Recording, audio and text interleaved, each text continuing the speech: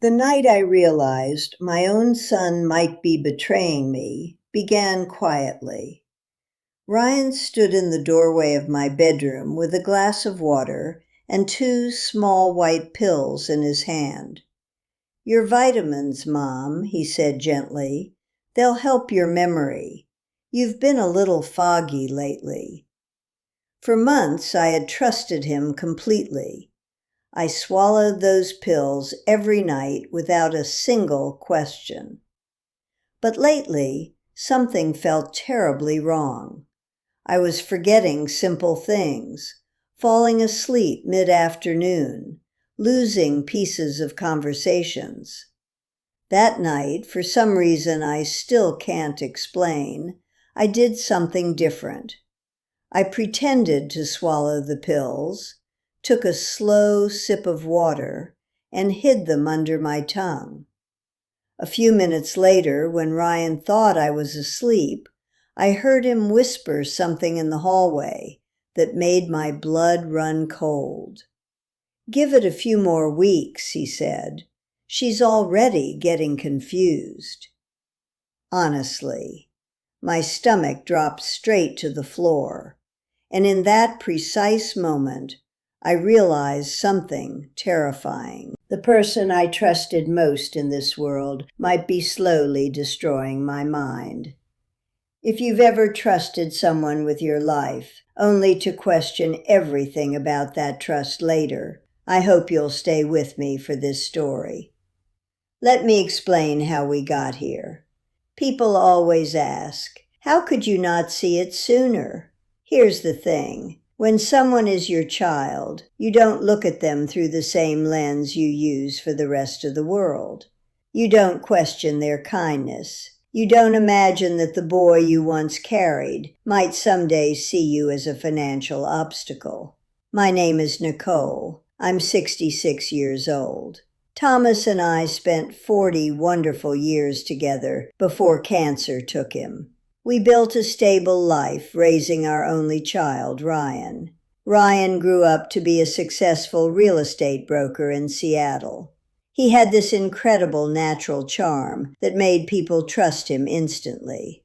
And what I didn't understand back then was how easily charm can be used as a weapon. After Thomas died, the house felt unbearably quiet. That's when Ryan and his wife, Amanda, suggested they move in temporarily to help take care of me. I didn't need taking care of, but loneliness is a heavy burden, so I agreed. At first it was comforting having life in the house again, but then, slowly, things changed. Amanda started asking pointed questions about downsizing and my retirement savings. Families talk about finances sometimes, so I brushed it off. I didn't know it at the time, but she was actively doing a financial inventory of my assets.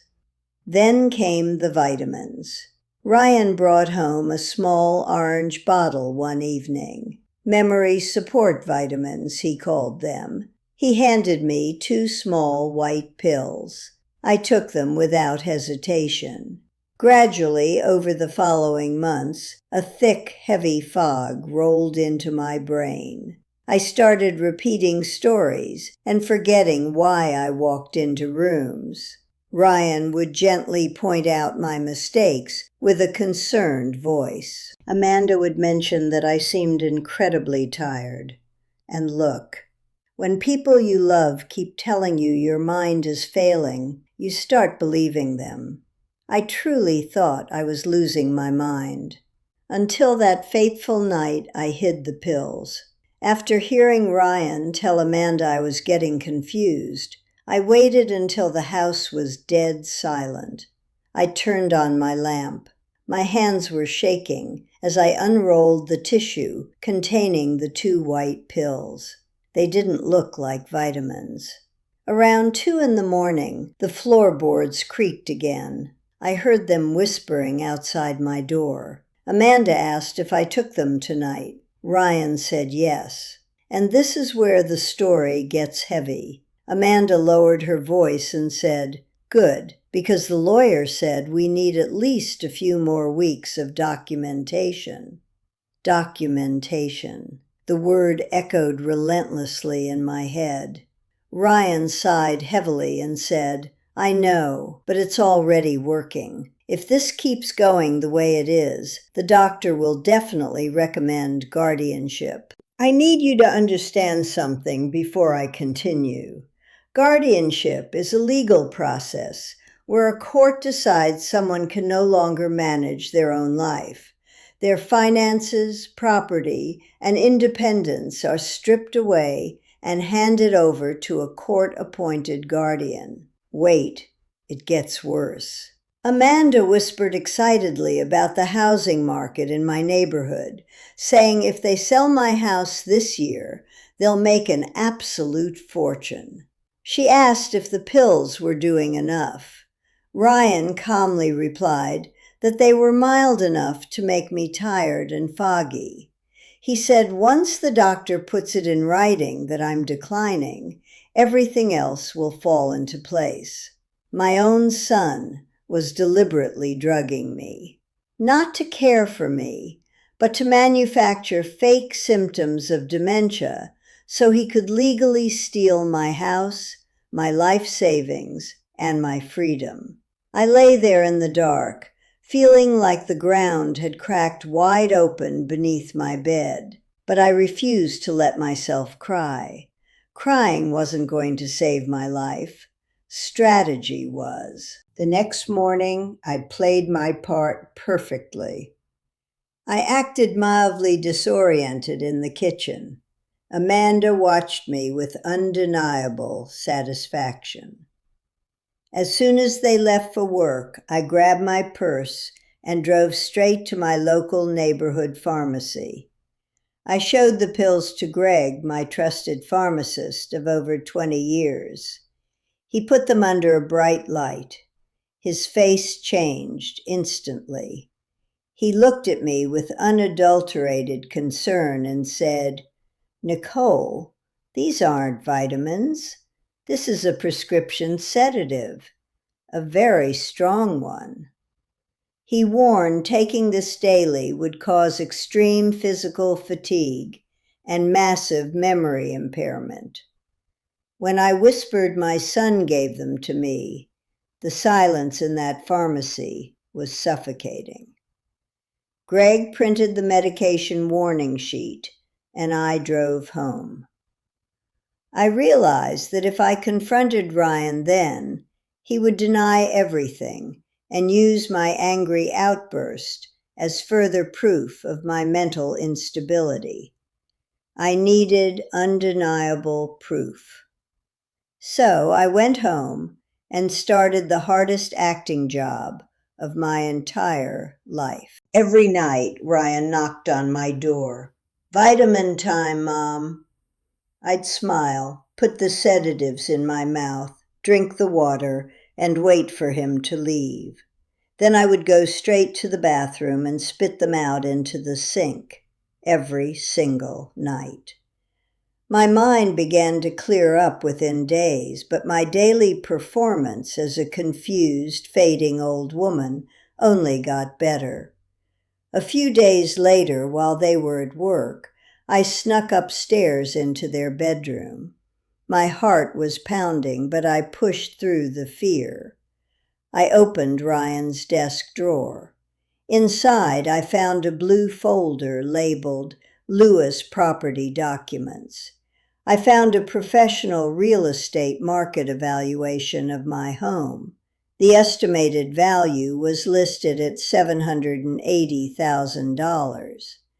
Clipped underneath it was a draft listing agreement to sell my house. Then I found Amanda's small notebook. I opened it and felt physically sick. It was a detailed daily log of my artificially induced mental decline. Nicole repeated her breakfast question twice. Nicole forgot where her house keys were. They were carefully building a timeline of false medical evidence to show a judge.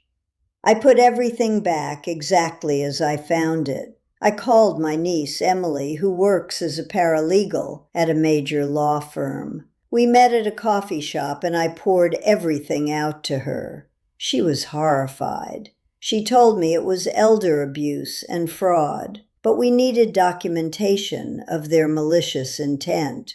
She handed me a tiny digital voice recorder. "Capture them admitting it," she instructed me. That evening, I sat in my armchair in the living room, the recorder hidden deep in my sweater pocket. Ryan and Amanda came home from work. I played my role, pretending I couldn't remember if we had already eaten dinner. They exchanged a look of pure, greedy satisfaction. I slid my hand into my pocket and pushed the record button forward. Ryan started talking casually about his lawyer, saying the lawyer wanted more documentation for the guardianship petition. Amanda asked about the house valuation. Ryan confirmed the $780,000 number. You know what surprised me the most? How incredibly cold they were. Amanda asked what would happen to me after they sold the house. Ryan said casually, without an ounce of emotion, "Once the guardianship is approved, we'll move her somewhere comfortable." They discussed locking me in an assisted living facility to cash in on my life's work, like they were discussing grocery shopping. Amanda asked if I suspected anything. Ryan laughed out loud. He said, "She barely remembers conversations from earlier in the day. She won't suspect a thing. Those pills are really working." I sat there perfectly still, capturing every single damning word. A few days later, Ryan drove me to the clinic for my memory evaluation. I knew I had to walk an incredibly fine tightrope. If I acted completely normal, Ryan would know I was faking. If I acted too confused, the doctor would officially diagnose me and give Ryan the medical documentation he needed for court. I played it right down the middle. Dr. Patel told Ryan he didn't see clear signs of severe cognitive impairment and wanted to wait a few months for further observation. Ryan's jaw practically locked in suppressed anger, but he forced a polite smile. I took my hidden recordings to Emily's boss, David Kaplan, a high-powered attorney specializing exclusively in elder law and guardianship disputes. We sat in his massive glass conference room and played the audio. When David heard Ryan's voice talking about using pills to fake dementia, his eyes went ice cold. He told me it was clear-cut elder abuse and fraud. He told me to wait, let Ryan make his official legal move, and we would spring the trap. 2 weeks later, a thick certified letter arrived at my front door. Ryan had officially filed a petition for guardianship with the county court. He claimed I had severe cognitive decline and was unable to manage my personal and financial affairs. He attached Amanda's entire handwritten notebook as his primary supporting evidence. The court hearing was scheduled for 3 excruciating weeks later. Those 3 weeks were absolute torture. Waking up every day, knowing the person making your coffee is actively trying to destroy you, takes a massive toll on your soul. I had to look at the son who was trying to end my independence, smile back at him, and pretend I was fading away. It took every ounce of strength I had left in my body. I kept palming the pills. I kept hiding the recorder. Finally, the day of the hearing arrived. The county courtroom was imposing and heavy. Ryan sat at the plaintiff's table with Amanda and his expensive lawyer, looking confident. I sat at the defense table with David and Emily. Ryan's lawyer presented their case beautifully, painting a tragic picture of a fragile, lost old woman. Ryan even took the witness stand, his voice breaking artificially, as he said he just wanted what was best for his declining mother. Pay attention to this detail, because it's going to matter later. He looked the judge dead in the eye when he lied under oath. Then the judge turned her attention to our table. "Mr. Kaplan, does the defense have any evidence to present today?" David stood up smoothly. "We absolutely do, Your Honor." He placed my small digital voice recorder right on the table. David hit the play button. Ryan's recorded voice echoed loudly off the courtroom walls. "Once the guardianship is approved, we'll move her somewhere comfortable." Amanda's voice followed immediately. "Those pills are really working then. You're not ready for what comes next." Ryan's face completely drained of all color. Amanda gripped the edge of the table so hard, her knuckles turned stark white. Ryan's lawyer jumped up in a panic, desperately objecting. David calmly laid the verified pharmacy documents on the judge's desk. "Your Honor, the defense submits official pharmacy records confirming the daily vitamins Mr. Lewis was secretly administering to his mother are, in fact, strong prescription sedatives exclusively used for severe dementia patients." And that's when everything fell apart. The silence in that massive courtroom was so intensely heavy you could physically feel it. The judge looked down at the pharmacy records, then slowly turned her gaze toward Ryan.